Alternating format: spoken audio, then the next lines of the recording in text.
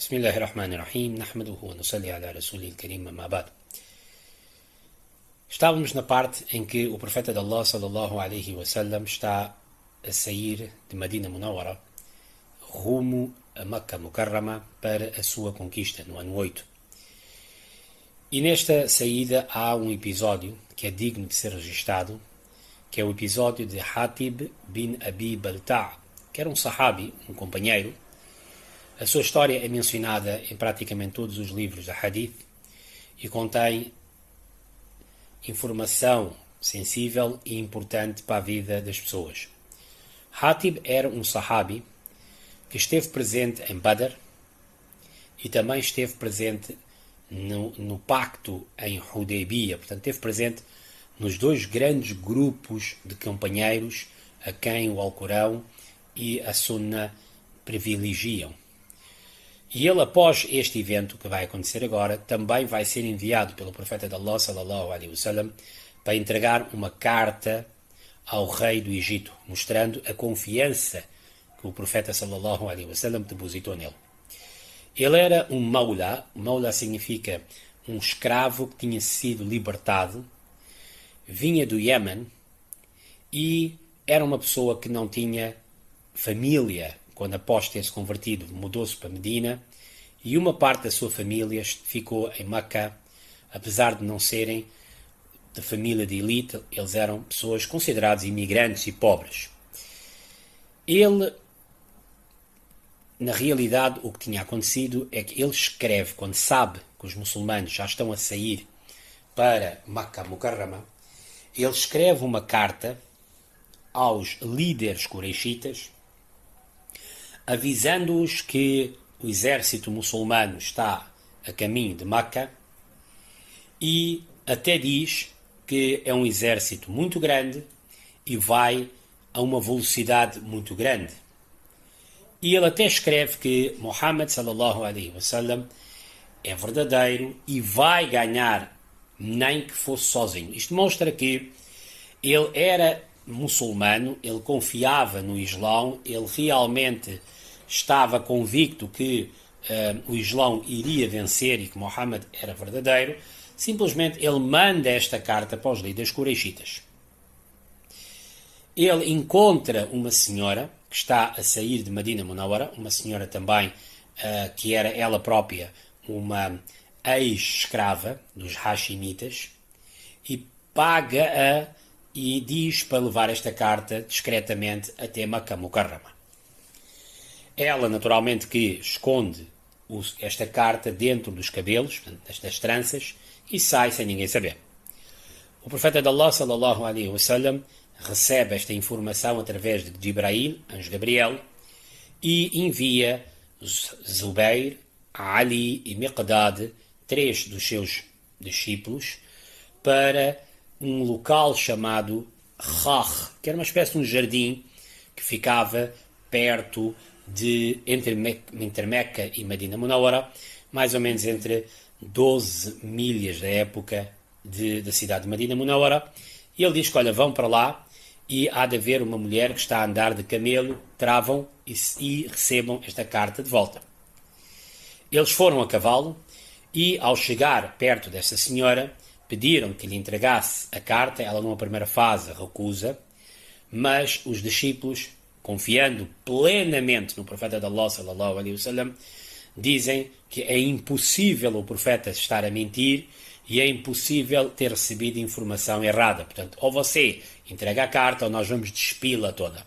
E aí é que a senhora diz, tudo bem, virem-se. Ela virou, abriu o seu lenço, o que mostra que o lenço já estava na vida das mulheres naquela época, muito antes do Islão. O Islão não veio criar um sistema de lenço, como muitas vezes as pessoas pensam. O lenço já estava. Era impensável uma mulher andar sem lenço naqueles séculos todos pré-islâmicos também e pós-islâmicos também. Portanto, tenta-se muitas vezes criar uma ideia que o Islão trouxe o lenço. Não, o lenço já pertencia nos abrâmicos e até mesmo nos pagãos.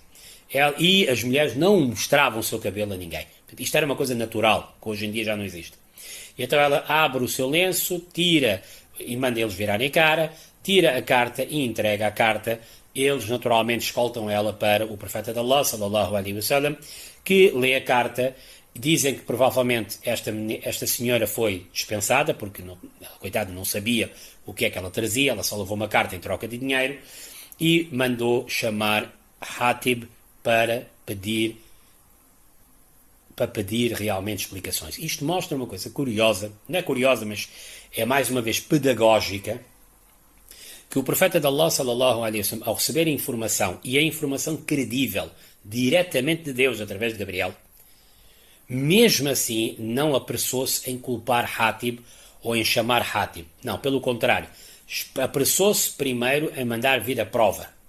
Primeiro porque, antes de acusar alguém, tem que se ter provas. Segundo, naturalmente, que esta carta não podia sair porque isto era uma traição que estava a acontecer. E mesmo depois de chamar Hatib, saber a verdade, ter a prova na mão, mesmo assim pedir explicações. Isto mostra que nós não podemos partir para acusar alguém só sem provas e ainda por mais quando nos é dito por uma informação que nós não conhecemos.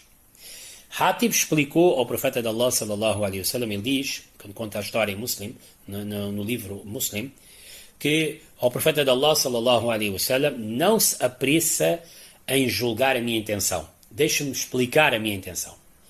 Eu sei que você vai ser vencedor. Portanto, aqui não está em causa, esta carta não ia mudar nada do que vai acontecer, porque o senhor vai ganhar, inshallah, e não há outra maneira de ganhar. O senhor é que vai ganhar.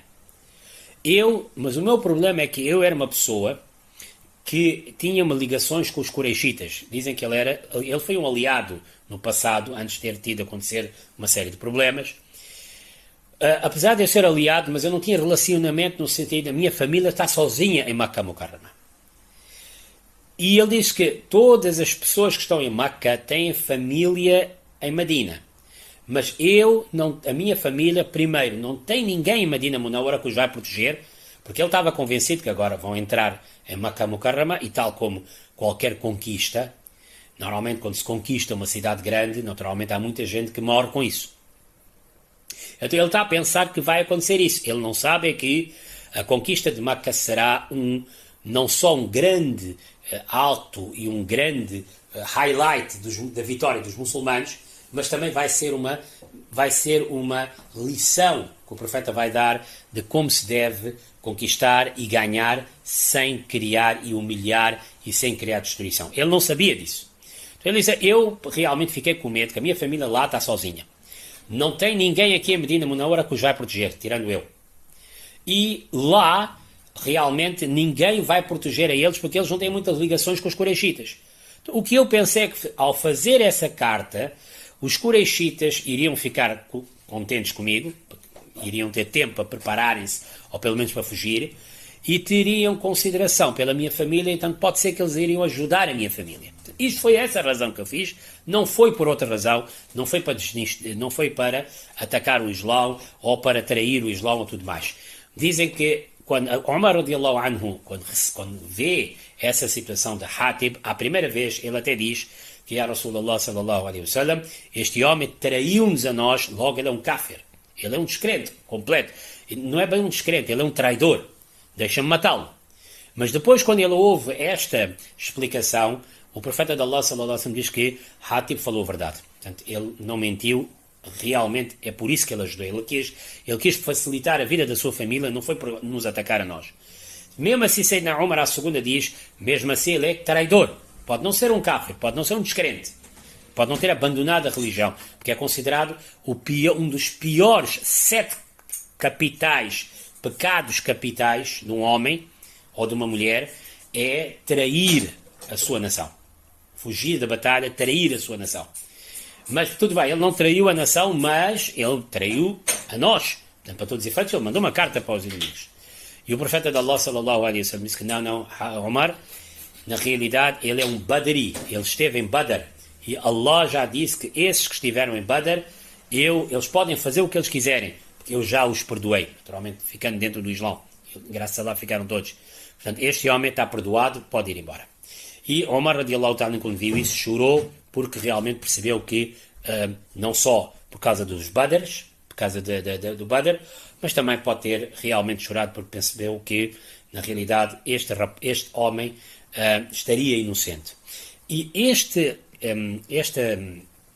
este episódio, muitas das vezes, é realmente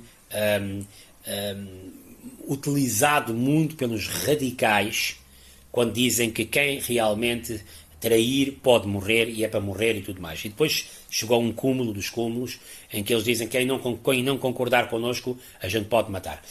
Mas antes de falar sobre isso, conforme expliquei, Hatib bin Abi Baltah ele teve esta honra de ter pertencido a dois grandes grupos de Sahabi, os que estiveram em Badr e os que estiveram no Bay'a Ridwan, que era tal pacto em Hudaybiyah.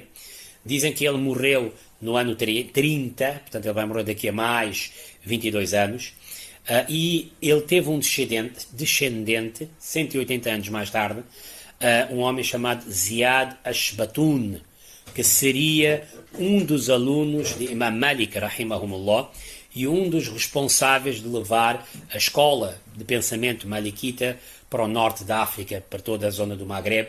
Ele foi um desses seus alunos, tudo mais. O que mostra que Allah, ele não fez por mal, e os seus descendentes acabariam por também ter um grande trabalho, fazer um grande trabalho para o Islão. Levanta-se aqui uma questão que é: pode um traidor da pátria ser perdoado ou não? A grande maioria dos eruditos diz que não. E esta história de Hatib é uma exceção, porque Hatib foi um Badri, foi um homem de Badr. E eles tinham este privilégio, os que tiveram em Badr, que Deus tinha já os perdoado. Portanto, isto não entra como uma regra. A grande maioria diz que, se realmente um homem trair a sua nação, as autoridades terão que efetivamente dar a pena de morte para este indivíduo. Número 2, há também quem me diga, como Ibn Qayyum e outros eruditos, há uma minoria que diz que o califa da época, portanto escolhido pelo povo, não é milícias, como naturalmente vocês viram, as milícias radicais por toda a zona que andaram a fazer todos os estragos em muitos dos nossos países, não são milícias, não. Só o califa, um homem nomeado pelo povo, é que realmente pode tomar conta dessa situação. Esta história também mostra que a lei, nem todas as leis são canonizadas. Canonizado significa, literalmente, têm que ser aplicadas sempre igual. Isso mostra que não. Mostra que as leis que têm a ver com a parte social, o califa da época, o chefe da época, pode efetivamente decidir de acordo com o argumento que ele recebeu. Aqui, o profeta de Allah, sallallahu alaihi wasallam, normalmente uma pessoa que trai a nação é automaticamente condenada, mas aqui ele ouviu, percebeu a situação, e isso mostra que na parte social o sheikh, o khalifa, a autoridade máxima, tem de ouvir e julgar pelas provas que efetivamente tem.